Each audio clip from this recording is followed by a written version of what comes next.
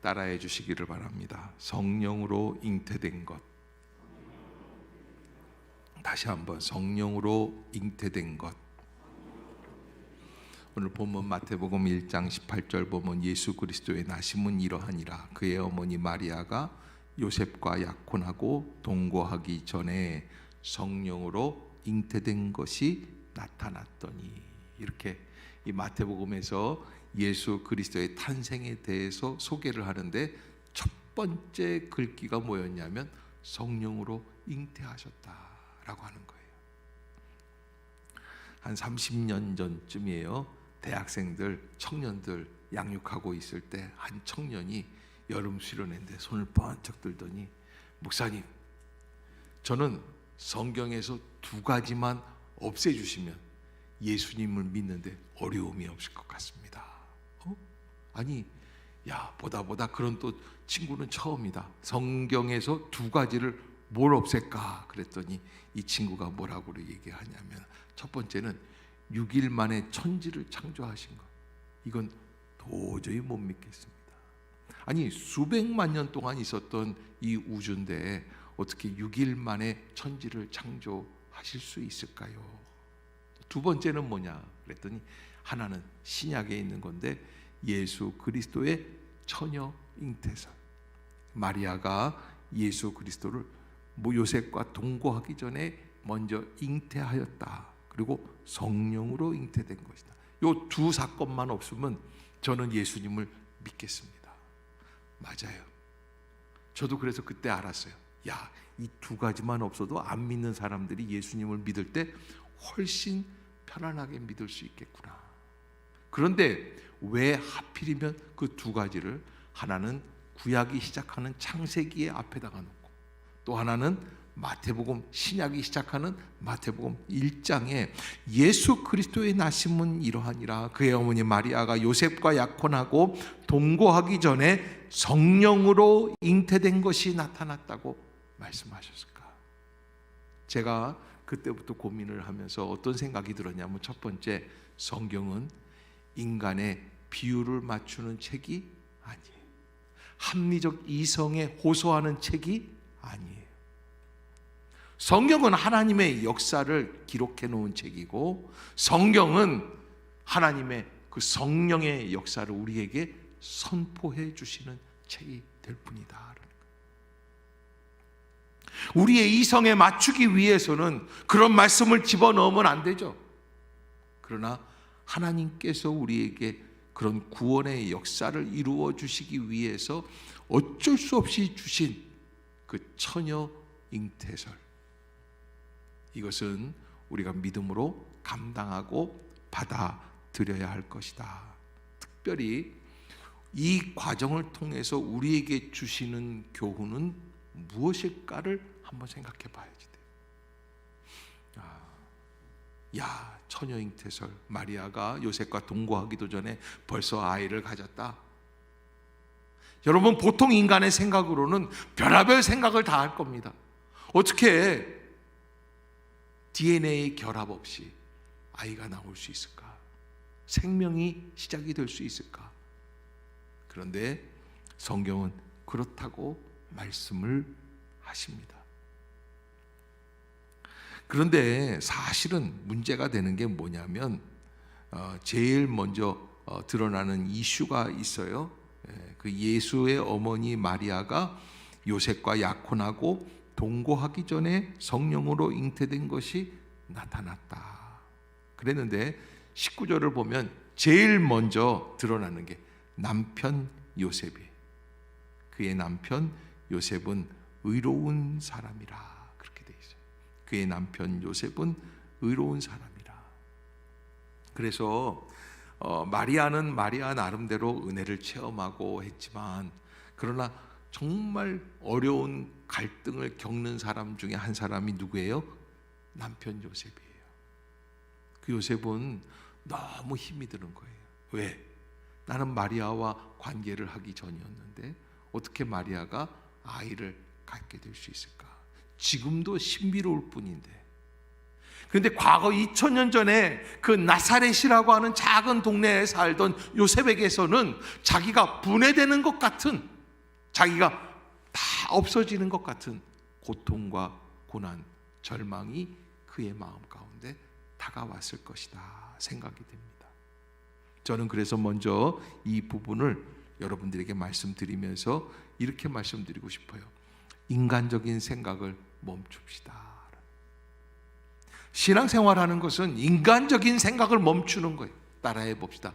인간적인 생각을 멈춥시다. 인간은 자기의 중심, 자기의 욕심, 여러분 하나님의 아들 예수 그리스도가 이 땅에 오시는 거예요. 그렇다고 한다면 평안한 방법으로 오실 수 있는 길들이 얼마든지 있습니다. 당시에 로마 황제의 아들로 태어날 수도 있는 거예요. 아니면 애굽 바로 왕의 아들로 태어날 수도 있는 거예요. 그런데 하나님께서는 그런 방법으로 이 땅에 자기의 아들을 보내시지 않으셨습니다.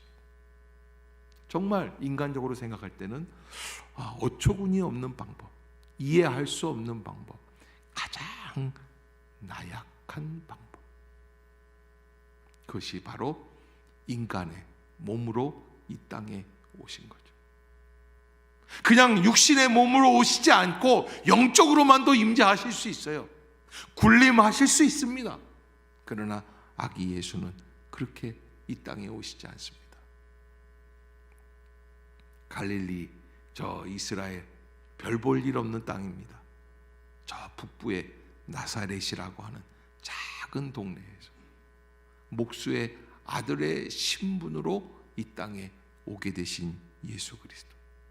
이거는 우리가 이해할 수 없는 신비로운 사건이다, 이렇게 보게 되는 것이죠. 그러기에 여러분, 우리가 예수님의 탄생과 예수님의 생애를, 예수님의 죽음을 묵상하면서 우리는 인간적인 생각으로 판단하는 게 아니에요. 특별히 우리가 신앙생활하는 것도 마찬가지입니다. 인간적인 판단을 가지고 살아가지 마시기를 바랍니다. 인간적인 생각을 멈춰 주세요. 저는 오자마자 열심히 또 일을 했습니다. 목요일 날부터 근무를 하고 그러는데 막 피곤해요, 밤에. 그런데 피곤한데 또 집에 갔더니 뭐가 시작이 되냐면 브라질 축구 시합하는 거예요. 예. 크로아티아가 그렇게 잘하는 줄은 모르고 또 브라질이 그렇게 거기에서 무너질 줄은 몰랐어요. 제가 브라질 축구 경기를 보면서 어떤 생각을 들었냐면은 브라질이 우리나라를 4대1로 이겼으니까 그래도 브라질이 1등으로 가야 우리나라 체면이 있을 거 아니겠어요. 나만 그렇게 생각한 것 같아요. 그런데 무참하게 크로아티아 앞에 무릎을 꿇게 되고, 그것도 페널티킥 가가지고. 그래서 제가 이렇게 보면서 오늘 아침에 새벽에도 또 놓칠 수 없는 경기가 하나 있었어요. 여러분, 여자분들은 또 이런 얘기들 하면은, 자, 목사님도 남자가 분명하구나. 잉글랜드하고 불란서하고 축구를 했는데 잉글랜드가 패배하고 불란서가 올라가게 됐어요. 참 이거 대단한 거예요. 이 영국은 축구 강국이거든요, 사실은.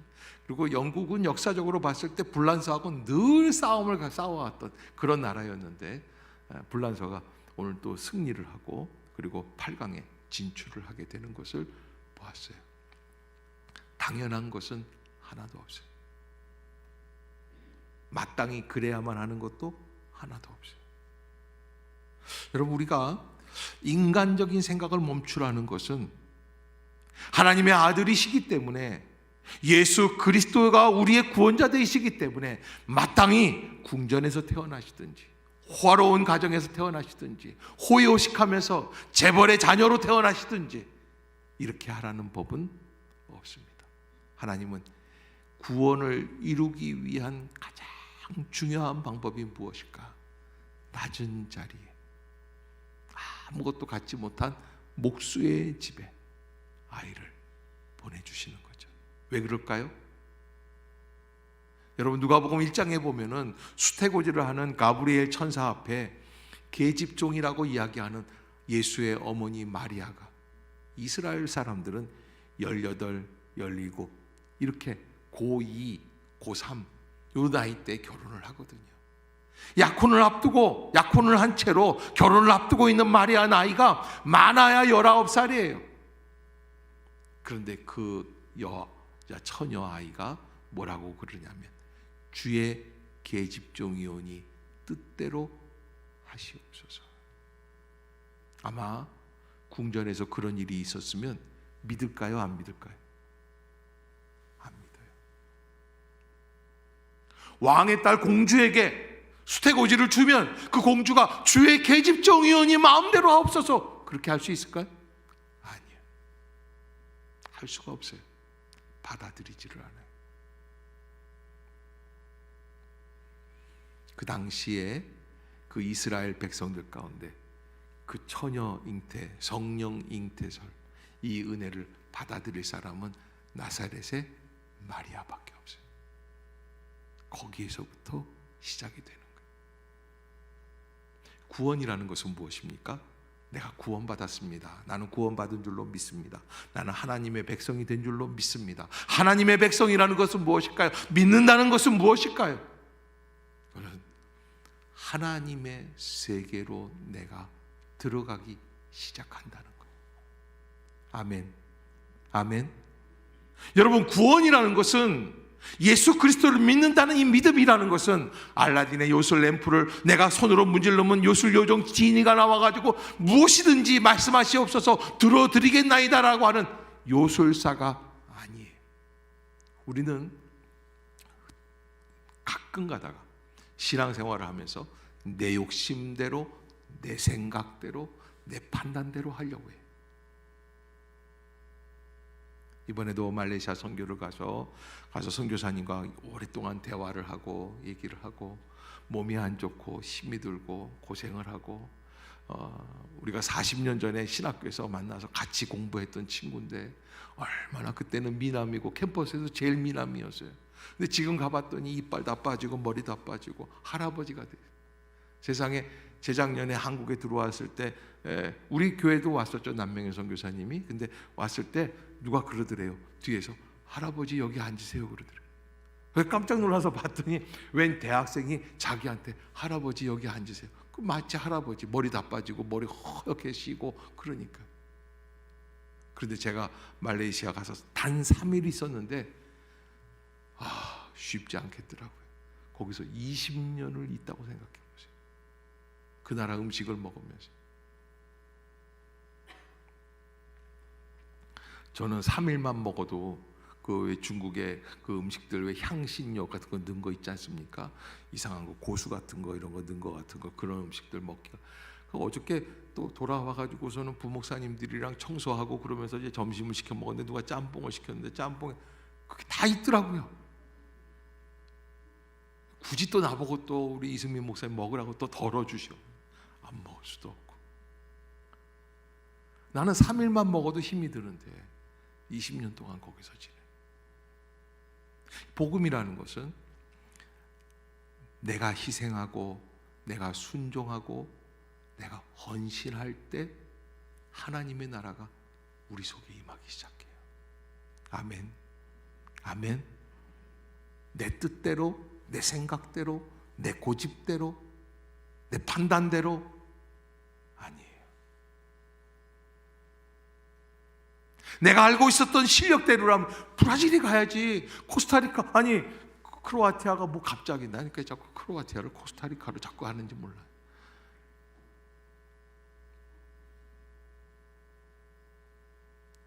우리 인간의 생각대로 되는 게 아니에요. 인간 세상도 그래요. 그래서 축구 아나운서가 해설을 하다가 그러더라고요. 역시 축구공은 둥굽니다. 어디로 굴러갈지를 모른다. 근데 저는 하나님의 구원의 섭리도 둥글다 생각해요. 어디로 어떻게 튈지 모르는. 하나님의 뜻은 우리가 잘 모르는 거예요. 아멘. 그러기에 하나님의 역사 앞에 우리는 뭘 해야 될까요? 순종하는 거예요. 아멘. 감사함으로 받는 거예요. 어쩌면 하필이면 약혼을 하고 결혼을 앞두고 있는 그 선하고 선한 그 자매. 몇 년 전에 성지순례 가가지고 그 나사렛에 가서 그 마리아 기념교회 이 처녀 잉태한 그 수태고지 한 기념교회가 있어요. 나사렛에. 그래서 그 교회에 가서 이렇게 보고 세계 각국에서 우리나라 이제 그 캐톨릭 성도들도 보냈더라고요. 기념하는 족자, 글, 뭐 그림 뭐 이런 거 다 그냥 쭉 이렇게 있습니다. 그 성전이 얼마나 아름답고 예쁜지 몰라요. 아마 마리아를 기념하는 성전 가운데는 제일 예쁜 성전이 수태고지 기념교회가 아닐까 싶어요. 그리고 나왔어요. 거기 사람들이 그냥 꽉 차서 수태고지 기념교회 마리아 그 기념교회에서 다들 좋아하면서 사진들을 찍고 그러는데 나왔어요. 가이더가 저기 한 군데 교회가 또 있다는 거예요. 무슨 교회가 또 있어요? 그러니까 요셉 기념교회가 있다. 아니 세상에, 마리아 기념교회는 내가 생각을 해봤는데 요셉 기념교회는 생각지도 않은 교회예요. 아니 요셉도 기념교회가 있어. 그럼요. 요셉도 수고했지 않았습니까? 그때 내가 속으로 알아. 이런 생각이 들더라고. 이것 봐라. 나는 요셉이 완전히 그냥 묻혀 지낸 걸로 알고 있는데, 그리고 이제 일찍 죽었어요. 그래서 참 안타까운 사람이다 이렇게만 생각을 했는데, 그래도 그렇게 억울한 죽음을 당한 그 요셉에게도 하나님은 은혜를 베풀어줘요. 요셉 기념교회가 있어요. 마리아처럼 크지는 않지만 자그마한 기념교회가 있는데, 광장으로 이렇게 지나가는데 마당으로 요셉 동상이 있더라고요. 요셉 동상이, 요셉이 이렇게 지팡이 이걸 딱 쥐고 의자에 이렇게 에이브럼 링컨 대통령 그 기념관에 있는 것처럼 동상으로 이렇게 앉아 있어요. 이렇게 광장 길 모퉁이에 그런 동상이 하나 있어요. 그런데 가이더가 나를 목사님 일로 오세요. 그래서 가봤어요. 그랬더니 요셉이 이렇게 있는데, 앉아서 이렇게 있는데 무릎이 뺀질뺀질 빛이 나, 얼굴이 빛이 나는 게 아니라. 그래서 이 동상이 왜 이렇게 무릎이 빛이 납니까? 그랬더니 목사님, 재미있는 얘기가 있는데 사람들이요 다 와가지고는요 이 요셉의 무릎 여기를 쓰다듬어 준다는 거예요. 그러면서 억울했지, 힘들었지, 너 잘 참았다. 그 쓰다듬어 준대요. 그래서 그 무릎이 진짜 반짝반짝해요. 제가 그때 알았어요. 지금은 억울해도 하나님은 그 억울함을 알아주시는구나. 아멘. 복음의 은혜의 속성이 있습니다. 하나님의 나라가 이 땅에 임하기 위해서는 마리아가 성령으로 잉태되어서 그의 남편과 헤어질 위기를 겪어 나가야 하는 어려움들이 있습니다. 하나님은 이 일을 계획하시고는 뒤도 안 돌아보시고 미리 얘기도 안 해주십니다. 그리고서는 역사하시는 거예요. 요셉이 그 이야기를 듣자마자 그는 인간적으로 이런 생각이 됩니다. 의로운 사람이라 그를 드러내지 아니하고 가만히 끊고자 해요. 나쁜 사람이라면 이렇게 하는 거예요. 네가 바람 폈지? 나 몰래 다른 남자랑 잤구나? 이 여자가 나 몰래 애를 가졌습니다. 사람들한테 다 이야기하고 돌로 쳐 죽여도 괜찮아요. 그러나 요셉은 그런 짓을 하지 않았습니다. 가만히 끊고자 합니다. 소극적인 방어죠. 왜? 믿을 수가 없으니까. 그런데 여기 20절에 어떤 말씀이 되어 있냐면, 이 일을 생각할 때에 주의 사자가 현몽하여 이르되 다윗의 자손 요셉아 내 아내 마리아 데려오기를 무서워하지 말라. 따라해 봅시다. 다윗의 자손 요셉아 내 아내 마리아 데려오기를 무서워하지 말라. 그에게 잉태된 자는 성령으로 된 것이라. 다시 한번, 그에게 잉태된 자는 성령으로 된 것이라. 아멘. 얼마 전에 저희 교회에서 세미나를 하는데 저 광주에서 오신 목사님이 진돗개 2마리를 새로 구입을 하셔서 교회 옥상에서 키우고 계시다고 자랑을 하시면서 저한테 뭐라고 그러시냐면, 이 목사님 나중에 우리가 새끼 많이 나면 1마리 드릴 테니까 이게 진돗개 순종인데 족보도 있습니다. 그래가지고서는 진돌이 진순이 해가지고서 얼러리 꼴러리 다 결혼한 날짜 이게 다 종파가 다 있더라고요. 종친들도 있어요.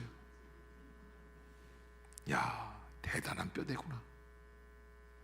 그래서 족보를 만들어줘. 개 한 마리 사는데 족보를 만들어줘. 내가 깜짝 놀랐어요. 야, 개도 이렇게 다 족보가 있구나. 눈으로 볼 수 있는 족보.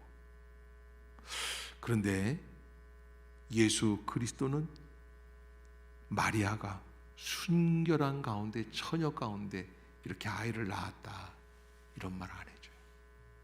증서가 없어요. 오직 뭐예요? 믿음으로 순종하는 길밖에 없어요. 무엇을 순종합니까? 오늘 가브리엘 천사가 현몽하여 이르되 다윗의 자손 요셉아, 내 안에 마리아 데려오기를 무서워하지 말라. 마리아, 요셉이 지금 어떤 게 있냐면, 마리아를 의심하는 것도 있지만 만약에 이게 사실이라면 있을 수 없는 일이 벌어지잖아요. 너무 두려운 거예요. 이상하죠. 이거 무슨 UFO 우주인도 아니고 이게 어떻게 되는 일이? 그러니까 두려운 거예요. 나는 이런 여인하고는 함께 살아갈 수가 없겠다. 그때 하나님께서는 천사를 보내셔서 내 안에 마리아 데려오기를 무서워하지 말라. 그에게 잉태된 자는 무엇으로 된 것이라? 그냥 이 말씀만 믿고 순종할 수밖에 없었어요. 그에게 잉태된 자는 성령으로 된 것이라. 그에게 잉태된 자는 성령으로 된 거예요. 인간의 힘으로 되는 게 아니라는 거예요. 인간의 법칙으로 되는 게 아니라는 거예요. 하나님의 법칙으로, 하나님의 역사로 이루어졌다는 거예요. 우리는 상상할 수 없는 방법이 하나님이 그 일을 우리에게 이루어 주시는 거죠. 그러면서 요셉이 생각하지 못했던 이야기를 듣게 되는데 21절에 같이 한번 읽어봅시다. 시작. 아들을 낳으리니 이름을 예수라 하라. 이는 그가 자기 백성을 그들의 죄에서 구원할 자이심이라 하니라. 아멘. 그래서 예수가 태어나는데 이 아이가 자기 백성을 죄에서 구원할 자이다 라는 말씀을 주셨어요. 그 약속을 믿고 나아가는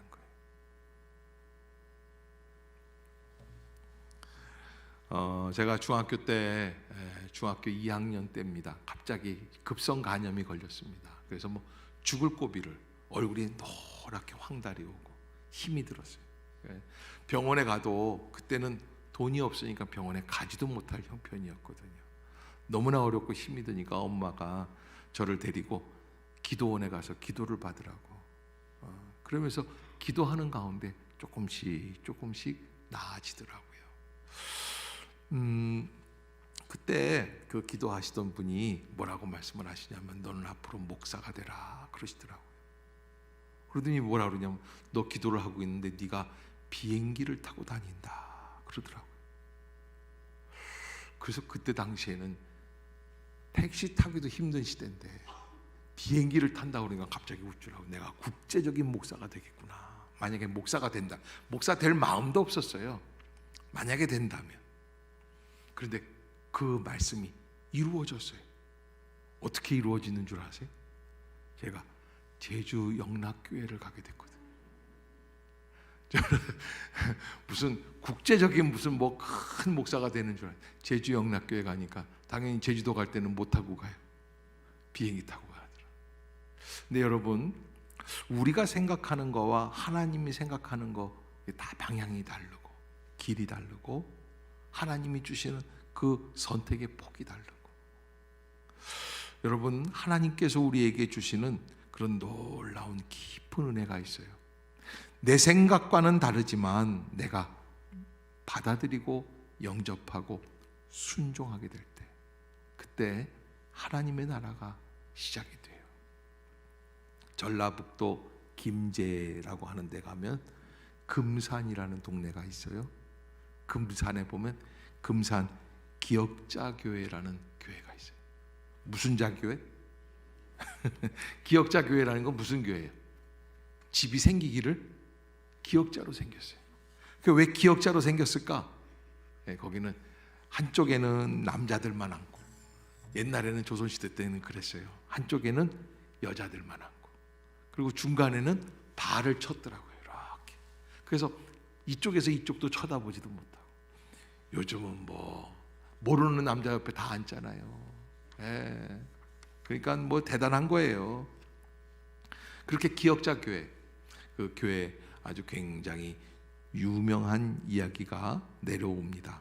이 금산교회에 사실은 이제 조덕삼 장로라고 하는 분이 그 교회를 자기네 집인데 헌당식을 해서 교회를 짓게 됩니다. 선교사님이 타고 이 테이트 선교사라고 하는 분이 말을 타고 다니며 선교를 하다가 거기에서 이 조덕삼 장로 집에서 이렇게 복음을 증거하고 교회를 세워나가게 되었어요. 조덕삼 본인만 예수를 믿은 게 아니라 그 집에 마부로 일하고 있던 머슴이에요. 이자익이라고 하는 사람도 예수를 믿었어요. 이 두 분이 주인과 머슴이잖아요. 그렇게 신앙생활을 쭉 해나가는데 교회가 많아지고 사람들이 모이기 시작하고 은혜를 체험하기 시작하고, 그러니까 장로를 세워야 될 시기가 온 거예요. 그래서 장로를 세우려고 투표를 했어요. 근데 투표를 했는데 참 이상한 게, 조덕삼 장로네 집에서, 조덕삼 집에서, 그 사람의 집에서 그 사람이 다 모든 걸 관할을 해서 교회를 운영해 나가는 거니까 누가 장로가 돼야 돼. 그런데 참 이상하게 자기네 집에서 일하는 이자익이라는 머슴이 먼저 장로가 됐어요. 부끄러워요, 안 부끄러워요? 왜 대답들을 못해요?